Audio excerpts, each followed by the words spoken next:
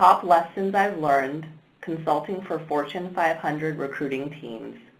My name is Angela Lee, and I'm on the marketing team here at Jobvite. As background, Jobvite enables leading companies to recruit, source, and onboard all within a single platform. With over 10 years of experience focused solely on recruitment and a recruiting strategy that emphasizes putting candidates at the center of recruiting, Jobvite has helped companies fill over 1 million jobs to date. As a reminder, at the end of this webinar, Janine will be selecting 5 attendees to do a free 15-minute talent acquisition assessment. She'll walk through the assessment itself in a few minutes, but if you'd like to be selected, please chat in to the moderator and provide your reasons why you'd be interested in participating. Now, on to the webinar. First, you'll notice that all lines have been muted to avoid background noise. However, we would still love to hear your questions. So if you want to use the chat box at the bottom of the Ready Talk panel, we'll be monitoring it throughout the presentation and saving your questions until the end. Now I'd like to introduce our speaker, Janine Woodworth. Janine, I'll turn it over to you to introduce yourself and dive into the webinar. All right, perfect. Thank you, Angela. Hi, everyone. I'm thrilled to be here.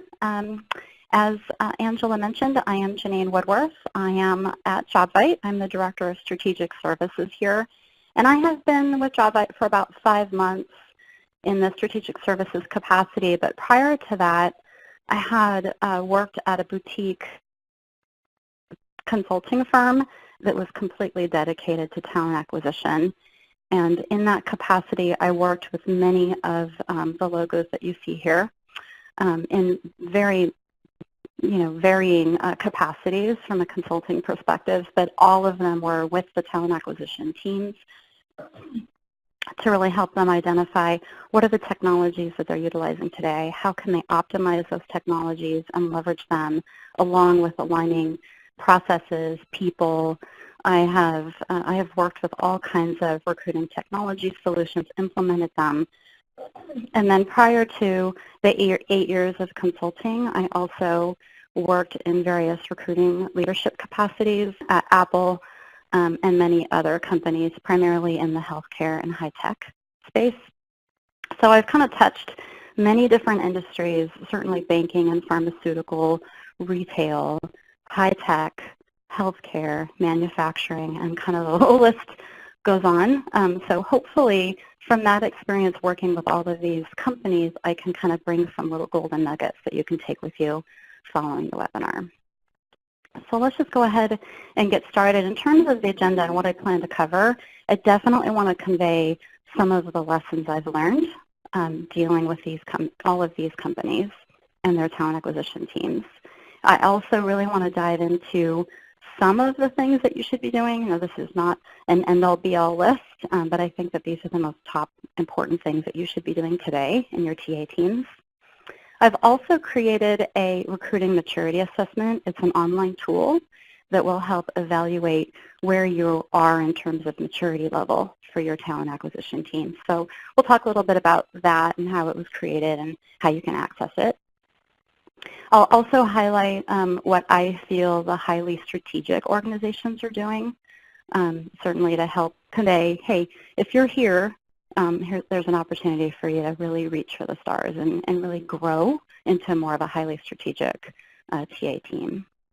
And then I've highlighted one of our customers in terms of what they're doing to improve their talent acquisition team, where they've been and where they're going. So fun stuff, lots of great content, and I have probably too much to share, so I'm going to talk fast, but try not to talk so fast that you can't keep up. So the lessons I've learned consulting with all of these companies, it's really astounding, having been in high tech and then worked in healthcare and then worked with these major companies. I continue to find it really interesting that most of the concerns or the issues or the pain points or what talent acquisition teams are trying to solve for are very similar. Now, that's not to say that you don't have your individual, nuances and you have to have custom, stuff. But at the end of the day, regardless of your industry or regardless of where you're located in the world. I've worked with global teams in India and in the Philippines and in Europe and in South America and U.S. And I always have the same kind of concerns shared with me. So they have comparable pain points. We'll talk about what those are in a bit. But ultimately, what I'm hearing consistently is that clearly, this is no surprise to you, they're having a difficulty finding the right people and attracting those folks to come into their organization relative to their competitors. So I think I've got some golden nuggets here to really help attack that problem. And certainly this whole problem of struggling to screen out those candidates that aren't qualified and really screening in those great candidates. And how do you kind of do that, right? Especially with high volume demands. And you've got, I just heard Target is hiring 120,000 people for the Christmas holiday. You need to figure out the best mechanisms to screen out, but screen in and scale and grow with your business. So we'll talk about some of that stuff. And what I continue to see, unfortunately, after years and years of doing this, we still have TA teams that are struggling, to keep up, and they're reacting to the market, and they're waiting for requisitions to come in, and there's less of that strategic, proactive kind of drive because you're constantly treading water, and I'm sure that resonates with some of you on the call. But what I did find, which really kind of stands out, of how do I compare one TA team to another TA team and the pain points that they have and how they're leveraging technology and how they're assessing candidates and how they're screening candidates, really at the end of the day, it comes down to the talent profiles and how different they are. And if a retailer is primarily concerned with high volume recruiting, they're going to need their own technology solutions, and they're going to need different workflows, and they're going to need a different apply process, and they're going to, than TA teams that are primarily, in your high-tech space, for example, where they're super hard to fill jobs, and you've got to have that sourcing skill, and you're screening in, and you're trying to do more attraction and front-end marketing stuff. And then, of course, you've got really need solutions to solve for both, and I consider those the hybrids of the world.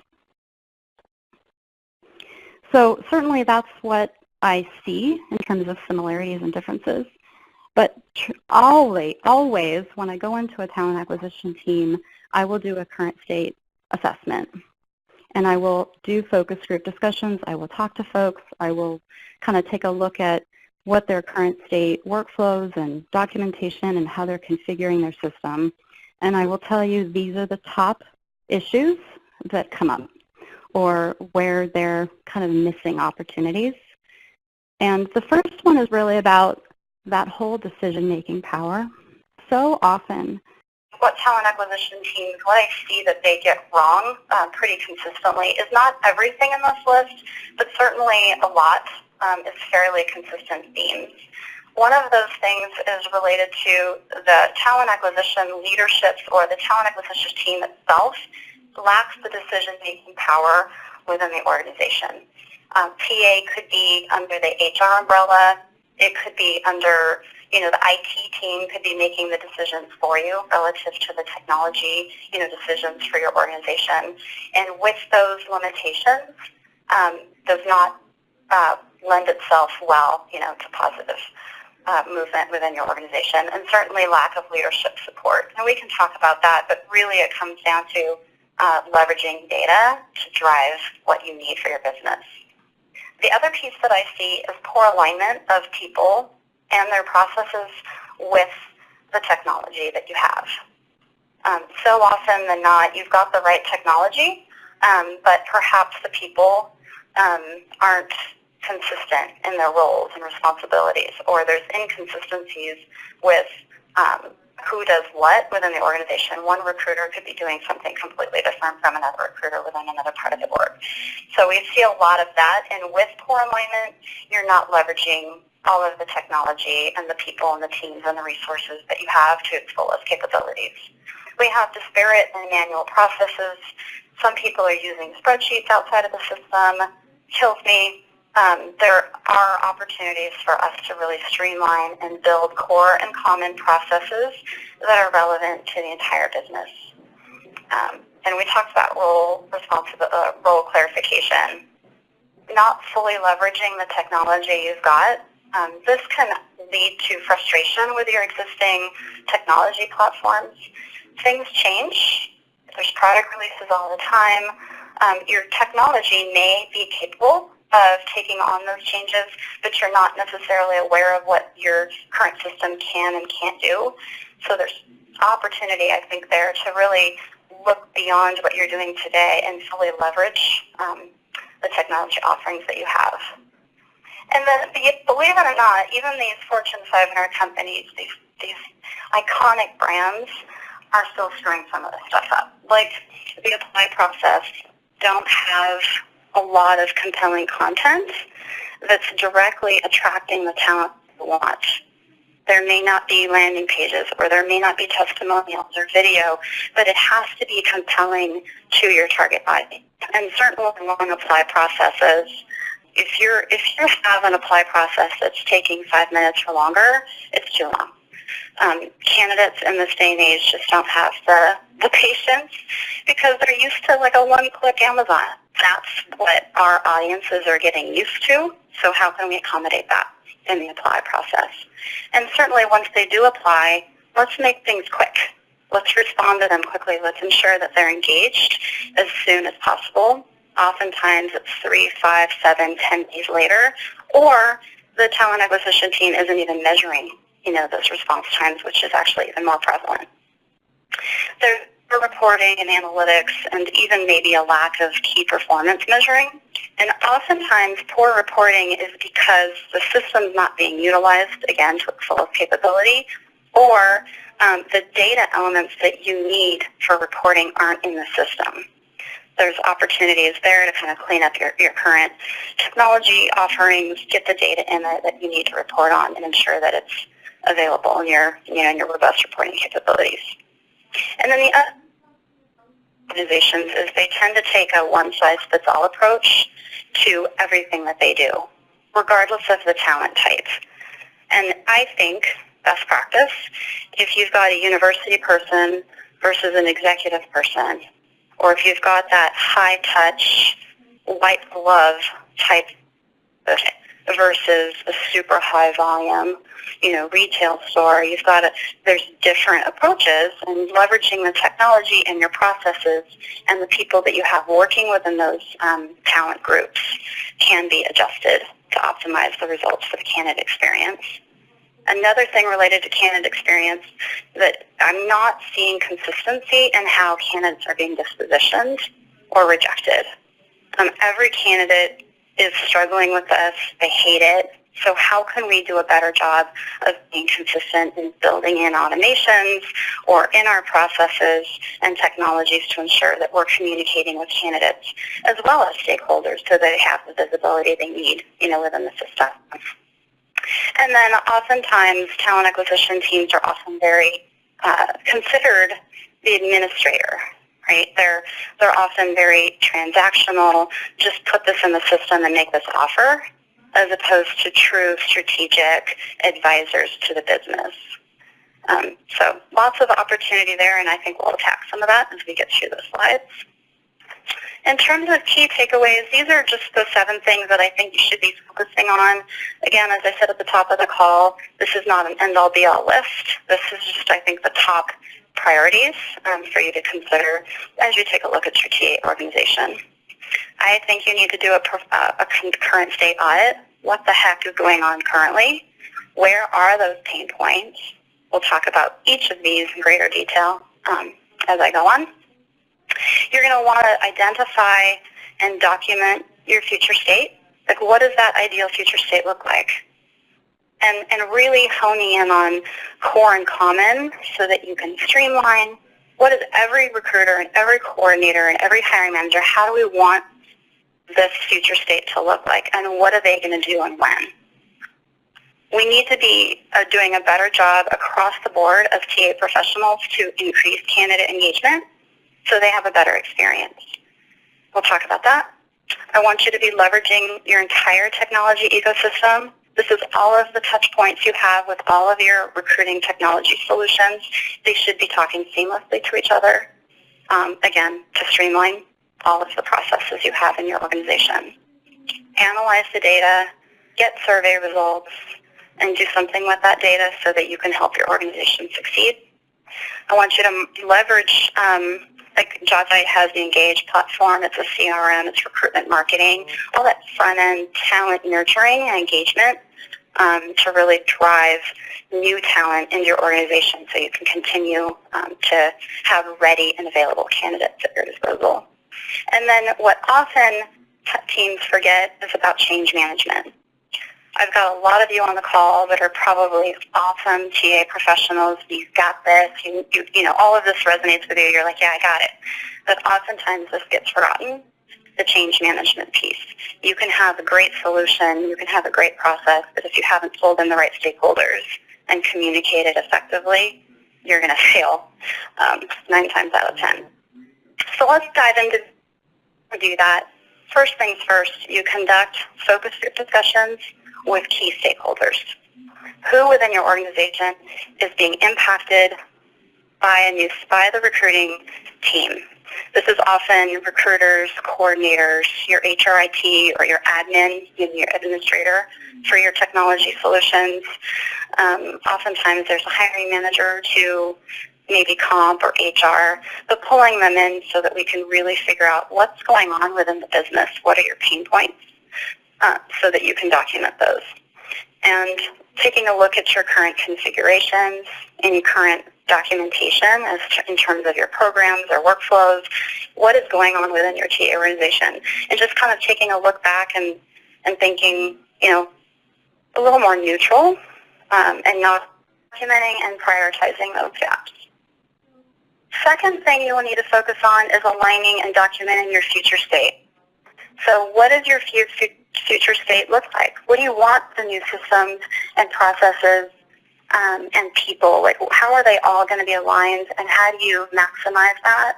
I recommend that you start by pulling in this team of folks that will contribute to the conversation and that can help you identify what that future state is going to look like. On the front end, it's sourcing. And you can just focus on what is our sourcing process in the future. And then diving into the requisition. What is the requisition process? Who's opening the rec? Do we have everything that we need on the requisition? What's different from a reporting perspective? Who needs to approve it? And where are there opportunities to remove obstacles in each of these phases of the whole recruiting journey? Start with rec and then go into the candidate apply, screen, interview, and ultimately here in the right-hand corner, documenting what is that future state going to look like for each of these sections in blue. But keep your recruiter hat on, keep your hiring manager hat on, as well as your reporting and your, every stakeholder, how are they going to be impacted and how do we look for streamlining those, and certainly calling out integrations as you go. Okay. I also really am an advocate for finding opportunities throughout the hiring process to increase candidate engagement. And what I mean by candidate engagement is what are the things that you can do to make a better candidate experience at every stage of the hiring process. In terms of social, branding, or via social channels, what are you doing to engage leads and talent profiles in the market? And then continuing to, if they join your talent community, how can you build touch points to increase candidate engagement at that stage? And at the apply process, how can we make this fast and efficient and give them a great experience all the way through the entire hiring process? We need to be leveraging the entire technology ecosystem. Today, it's super overwhelming how many technology solutions are out there. I mean, you could just spend your whole day, your whole career, probably just trying to keep up with who is out there and what are they doing.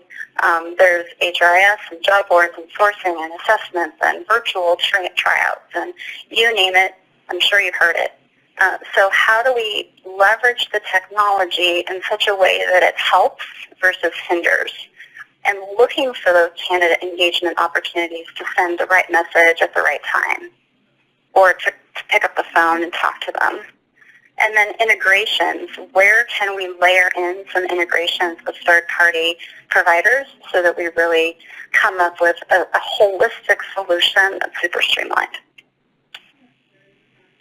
I need you also to be thinking about, are you running reports outside of the system? I see this a lot, even in these Fortune 500 companies. They're going outside of their existing systems. They're building spreadsheets. I cannot believe how often I see this.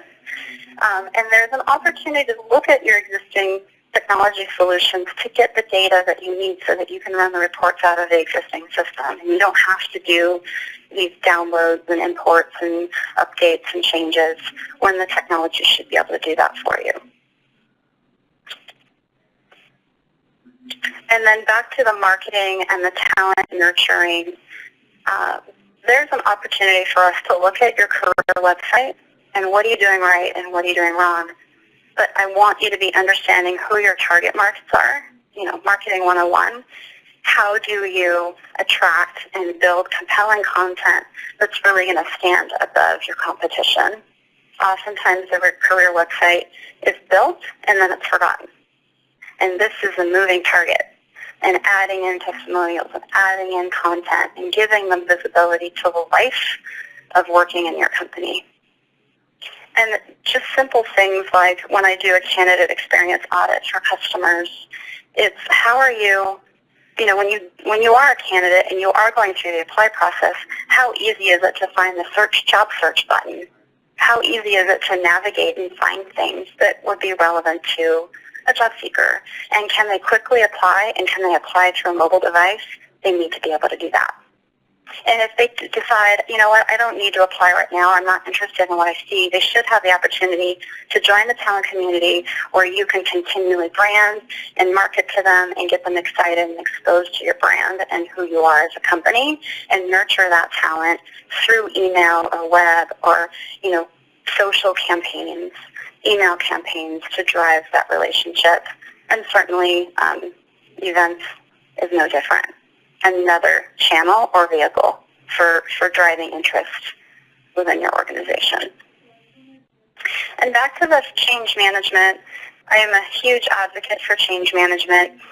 What is change management? It's figuring out who's going to be impacted by the change. Who are those stakeholders? What is the change that's going to be occurring?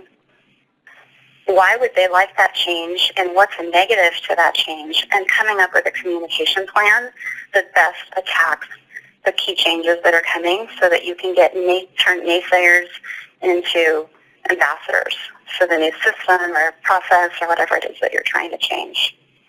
If you do not do change management in an effective way, as I mentioned earlier, you're going to be running up an uphill battle with any new changes that you're trying to impose. All right, so switching gears, we've talked about what I've seen, themes within these Fortune 500 companies, the lessons I've learned, and then some of the issues that I continue to see regardless of size or industry of a TA organization. So in order to really do a full current state analysis of what the heck is going on, I have created a recruiting maturity assessment tool. This tool is meant to help you identify, well, how does my TA organization stack up to others? And it really is consisting of 4 pillars, 20 questions. There's 5 questions per pillar, and the intent is really for this not to be a Jobvite, system sales thing. It really is meant to be very vendor agnostic so that we can effectively capture a talent acquisition team's maturity level, so that we can figure out how can we build a solution that's going to best meet your needs.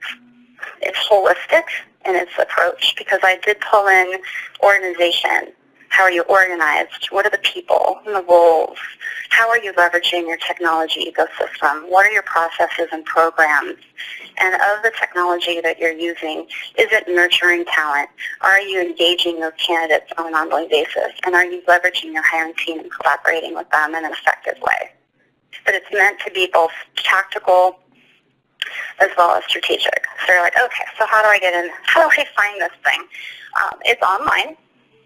I can show you here in blue, highlight the URL address is located. Everybody, I highly recommend that you jot this down and feel free to go there at any time and complete the assessment. The screenshot on the left is the first page. The screenshot on the right is the very last page. And you can see that after you complete the assessment, which should take you about 10 minutes, it will spit out your score, and you'll see kind of where you rank, and it also provides a summary of what that level means from a TA perspective. So I'll pause for a moment and let you jot that down. And then in terms of the recruiting maturity levels, this is the framework I used to identify and build those questions. You'll find some customers will find that they're reactive. This may resonate with some of you on the call, which are like, yep, that's us. We're using a system. We're definitely still using paper processes. We're doing a lot of manual, inconsistent things where there's redundancies, there's duplication. We may be using spreadsheets outside of the system, and there's really minimal integrations with our existing systems. And yeah, we're running reports, but we're pretty much clicking on standard reports, but we're not really doing any analysis of that report. I would say that if that sounds like you, you're probably in the reactive category. If you're highly strategic, you're rocking. You have all of your technologies fully integrated. You've documented core and common and optimized future state with which you have coordinated and aligned your technology solutions, your processes, your people. Everybody has role clarity and responsibility. And you're documenting key performance indicators. You're proactively engaging talent and nurturing those talent pipelines on an ongoing basis. And you're a strategic advisor to the business. You are considered, as a TA organization, super important to the business so that they can succeed. And this is a growth, right? Many of you may find yourself in the foundational. Well, there's stretch goals, right?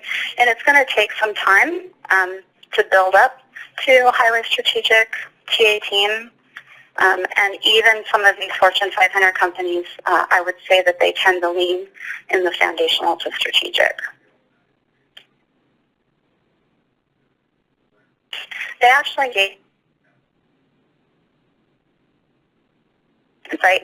But you can do this on your own. It's a whole do-it-yourself program. You can do a current state analysis of what's going on with your business and looking at what are best practices and where are we lacking alignment and what are those recommendations and what are my priorities that I need to fix today. And then conducting those future state discussions with your stakeholders to really come up with a plan for your ideal future state. And then having that strategic consulting and expert advisement I was bringing to the table with this particular customer. But their goals were really, they found themselves in this current state of, we have one large organization, we have all of these sub-organizations that are, maybe 10 different sub-teams or organizations beneath a larger scope, and they were all doing something different. They weren't leveraging the technology that they had at their disposal, and they were going outside of the system with spreadsheets and sending offer letters and forwarding LinkedIn, profiles to hiring managers through Outlook. This was creating a whole lot of disjointed technology, minimal integrations, a lot of duplication, inconsistencies, and if you're not using the system, you can't run reports to get the data you need so that you can get more money, or more budget or resources so that you can even do better.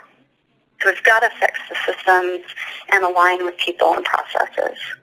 But in their future state, we have done the current state analysis. We've documented our priorities. We've documented what we want that future state to look like. And we have really a full implementation and configuration plan that's going to meet the needs of this business so they can be that much more successful. Here's an example of the current state recommendations. This is 4 out of maybe 70 recommendations that I made. You can do this too, where you can identify, is it a people issue, a technology issue, or a process issue? What stage in the hiring process is it? Is it in the requisition stage or the offer stage? What's the problem, and what do I recommend? If you have a problem finding where you want what recommendation, you can talk with your vendor partners or even your internal teams or other talent acquisition professionals to find out, what's best practice and then what the benefit would be for that. And then I have the importance column just so that I can understand from a priority perspective of where you want to tackle first. The other thing that we did is a 2-day future state workshop. It was on site. You can do this too, whereby you pull all those folks into the room, and ultimately this is the end result, where you've documented your future state workflows for requisition, for apply, for verification, for offer, for sourcing, at events, like who's doing what, when, and where, and it calls out new processes. It highlights the roles, who's doing what, and it also highlights, as you're doing it, what are the key changes that are going to impact the business so that you can really support an effective change management approach.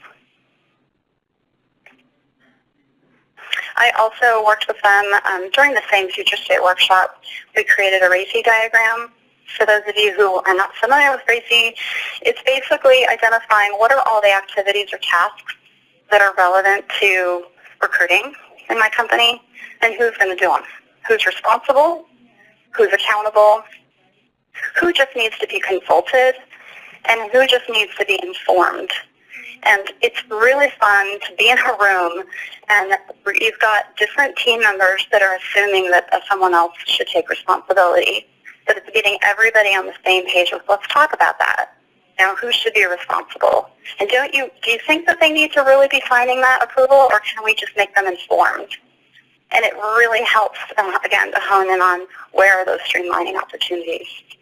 And again, supports change management. This particular customer, they completed the recruiting maturity assessment tool that I just shared with you, and they came out with 42 points. They were in developing. They had all of the issues that I shared with you. After we're done, I fully expect and know with what we've designed and how we're planning to implement and what's on the table from an integrations perspective. They're going to have the reporting that they need. They're going to be much closer to the highly strategic level. So it's super fun to be able to help them grow. So that's the bulk of the slides that I wanted to make sure that I shared with you today. I want to stay connected with each and every one of you. Feel free to reach out to me through these social channels. If you have any interest in the strategic services at Jobvite, feel free to contact me through email. If you're a Jobvite customer, feel free to contact me or your relationship manager for next steps. Oops. All right, and then I also wanted to give a plug out for Recruiter Nation Live. It's coming up very quickly here, October 1st through the 3rd. We'll have it in San Francisco. This is the Jobvite User Conference. It is awesome. I've been the last 2 years. I will be there this year presenting on how to optimize. But I'm happy to share with you that if you're attending this webinar, we are giving you a $200 off user code located here on the right-hand corner. So go ahead and take a look at that. And it's not presenting the URL, but if you look up Recruiter Nation, you'll be able to click through and register. All right, so I think we should go ahead, and I believe there's some questions on the table. Angela? Yes, that's right. For me from the team? Yes, absolutely. So I saw a couple of questions come in. One was around just receiving links to the TA assessment. I just wanted to assure everyone that we will be sending out an email tomorrow with a link to that assessment. It was also provided in the chat box as well, so you'll be able to access it there. We'll also be sending a link out to register for Recruiter Nation Live for anyone that's interested. So no need to try and write everything down. We'll be sending all of this out to you all tomorrow.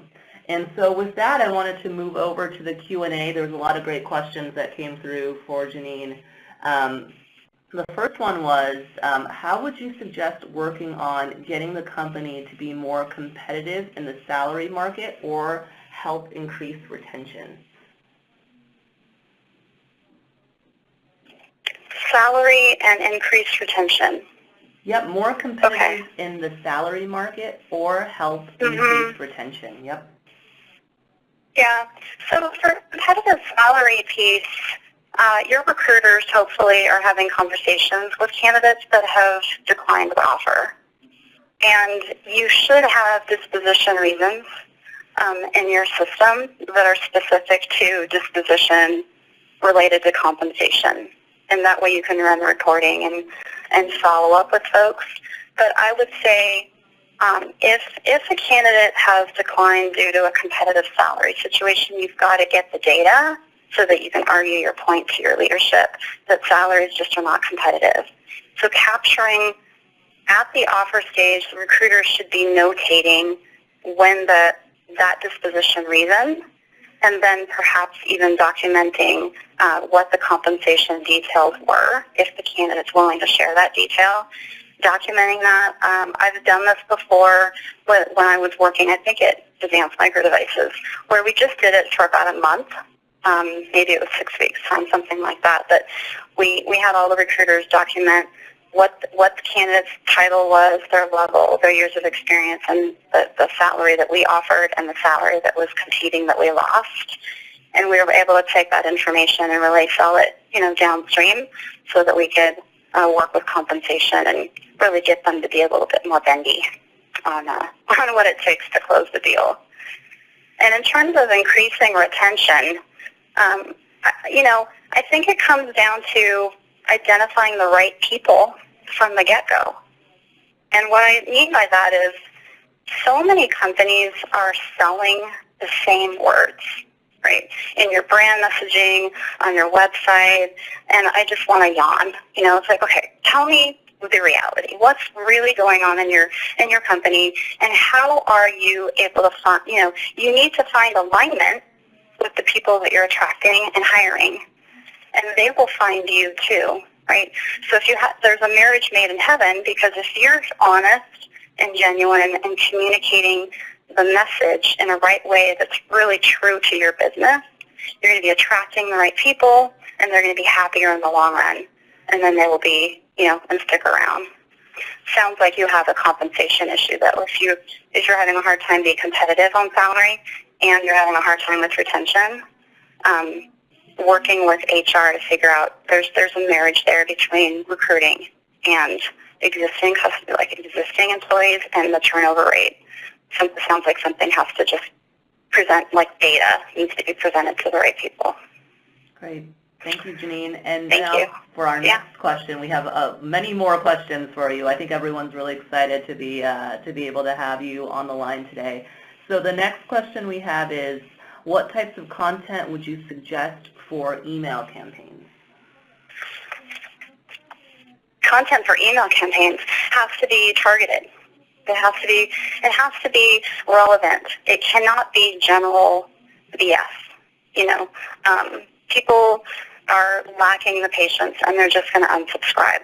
So the more specific and targeted your audience is for who's receiving that email campaign, they're going to get content that's relatable to them. So if you're sending out an email campaign for salespeople in Chicago or in the Midwest, do a case study with somebody out of a salesperson in the Midwest.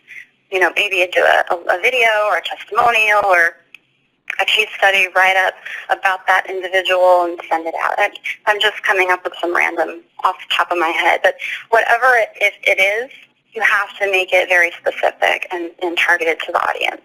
And instead of taking this one-all huge approach and sending out this mass email campaign, it's going to go to, you may get it to a lot of people, and you may even get a lot of click-throughs, but it's not going to generate it's not going to generate applicants unless it's really relevant to them.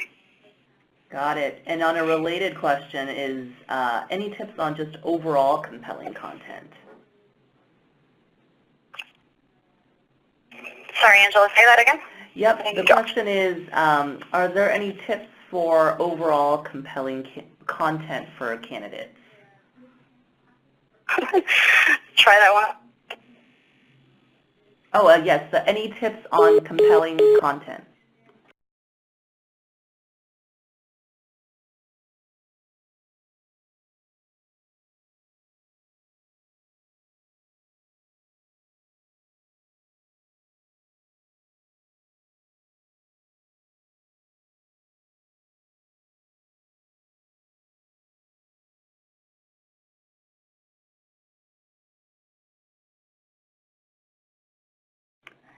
And the question was, Janine, any tips on compelling content?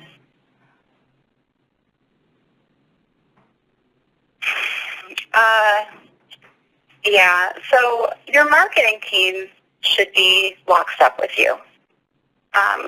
They can help you with more of the general events and product stuff that might be relevant, but you have to build in a mixture of like company-wide product marketing stuff is less compelling than job content.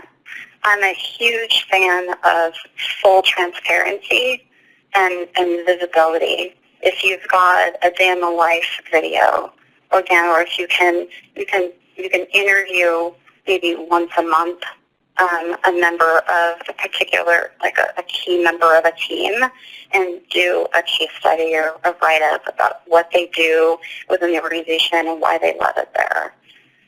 Or if there's an event coming up, or it can be something silly like a dog competition.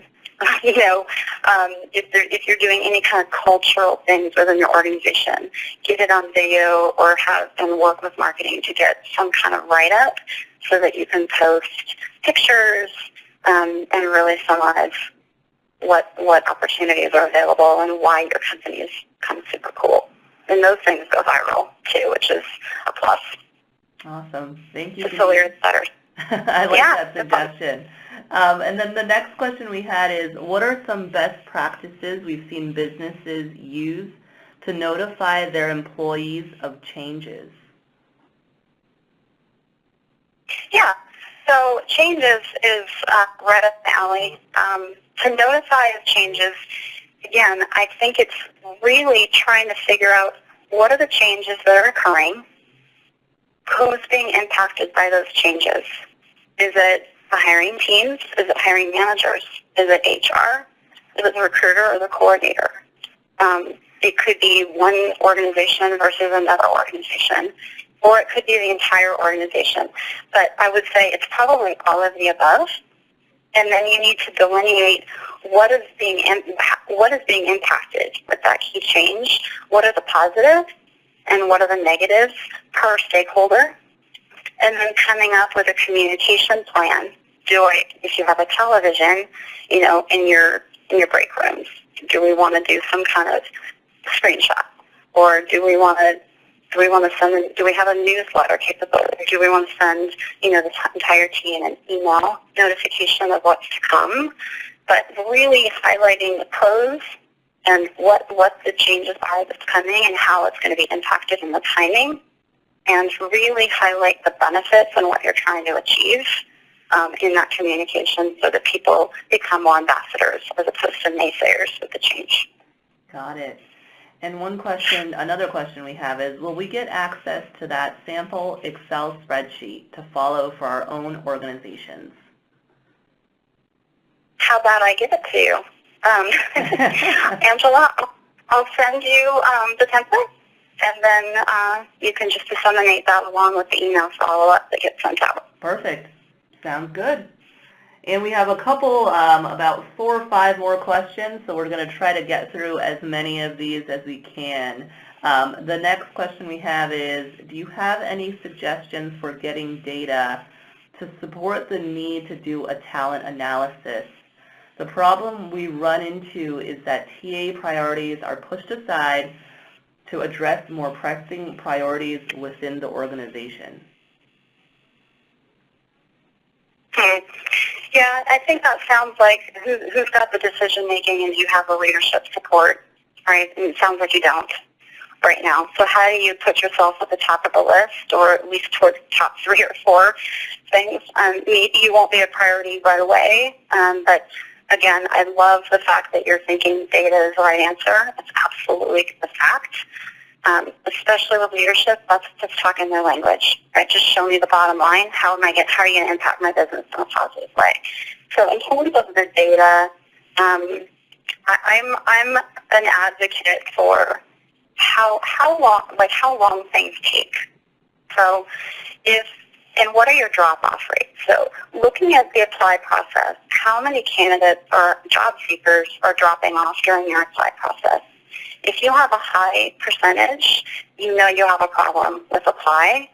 And if you can go to your leadership and say, we have a 30% drop-off rate, that's unacceptable. We need to build up some content on our career website, and we need to make the apply process faster. I need some resources to help me with that, right? Or if you're having a problem screening in because there's too many people that are applying to your job, that's one problem. But how many people are coming in, and how quickly is your team able to touch, engage, and make a decision and move those candidates through? So I'm a big fan of, what is it called? Timestamps between workflow steps. The problem with that is oftentimes recruiters, I have been one, I am guilty of this, and many of your recruiters are too, but they won't necessarily stay on top of the workflow steps within the system. They'll just kind of collect it all, and then they'll push it all through in the same day. So you've got to stay on top of your recruiters too to ensure that they're leveraging the system when it's happening so that you can get those data stamps, timestamps, and the data that you need. The other thing is just retention. Why are we losing? Back to the question about, retention. How many people are you losing, and how many people are you trying to hire? So we'll go on to the next question, I think. All right, sounds good. Next question is, do you find employers are more readily listing salary ranges in job descriptions now? No, I don't think so. It kind of depends. So I think you have to look at your competition. So one thing I failed to mention is you should be applying to your own jobs. You should see what that experience is, but you should also benchmark your competitors. So I don't care if any of these random employers are posting their compensation. It's the ones that you need to care about are your direct competition. So if your direct competition is doing it, you need to maybe consider it, but I would not post it for every kind of job, for sure. Maybe the high volume, like if you're a retailer and you're looking, to fill jobs in stores or help desk or something like that, then maybe doing a range so that you're not posting all of your, your secrets in terms of your compensation. But I am not a fan of posting salaries online. I don't think it's worth it unless, again, your competitors are doing it, and then you need to take another look at it. Got it. Thank you, Janine. And we have 2 more questions that I'm going to try to get through. The next question is, any suggestions on how to nurture candidates? Does this refer to the entire candidate population or only those truly in consideration? What does this look like? That's a 3-parter question. Yeah. Yeah. So I think you need to look at it in 2 different ways. So there's nurturing candidates, and let's define candidate. That is someone who's applied, right, and who you've deemed worthy in some capacity, right? So those people are the ones that you want to nurture, and they're going to be nurtured in one way because they've already applied at your company. They like you. They want that connection, right? Then you've got contacts or leads, if you have a CRM functionality or technology solution available to you, you're also going to have, hopefully, you're investing in a Join Us app, and you're having folks join the talent community, and you're capturing contacts all the time. This is nurturing contacts, which is a completely different route to go. If you're nurturing contacts, you should be leveraging email and web and social campaigning to those contacts. And again, curating content that's compelling, that's audience specific, and coming up with a strategy to really nurture those contacts. But you can also do the same thing with your ATS candidates, folks that have applied, pushing them back into your CRM tool and managing them through email campaigns. And they'll be at a different status, so you'll know they've applied, but perhaps they're a different group. So, but nurturing candidates to me means contact, like the top purple squirrels you're calling periodically. For those candidates that kind of hit more of a gold star, and where you've talked to them and you really like them and you're a good fit for future, like the silver medalists, those may be really, those may need to be contacted over the phone as well, but certainly with a follow-up email and or marketing campaigns through your systems. Great. And Janine, we have time for just one more question, and the question is, do you have any suggestions on how to better market positions? To better market positions, certainly if you have a job aggregator tool, you should be leveraging it to post your jobs. If you have, companies can scrape job descriptions, and you should be doing that as well, like Indeed or Glassdoor. I hate to advertise for companies, but that tends to be, and then LinkedIn, those are some companies that can scrape or post your jobs, automatically. And then I'm a big fan of diversity sites, LGBT communities, LinkedIn groups where you can be, ask your recruiters to post, to their jobs on those locations. But at the end of the day, you've also got to take a good, strong look at your job descriptions, because most of them are pretty crappy. So maybe doing a full revamp. And I've been talking to a lot of customers lately about they're actually doing this, which is kind of fun.